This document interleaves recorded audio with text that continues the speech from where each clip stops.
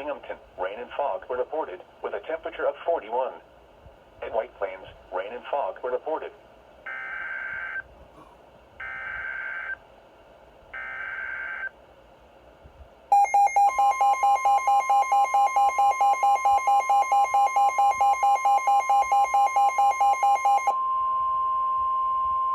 The National Weather Service in Mount Holly has issued a flood warning for the Bush Kill at Shoemakers until late tonight. At 6:45 a.m. Friday, the stage was 5.7 feet. Flood stage is 6.0 feet. Minor flooding is forecast. The river is expected to rise above flood stage this morning to a crest of 6.7 feet this afternoon. It will then fall below flood stage late this evening. Impact at 6.0 feet. Route 209 in the Delaware Water Gap National Recreation Area floods. Impact at 7.0 feet. Creek Road near Route 209 and Bushkill Road floods.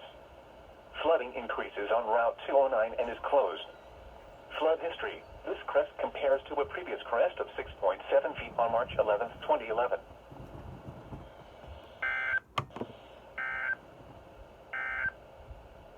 At 7 a.m. At Sussex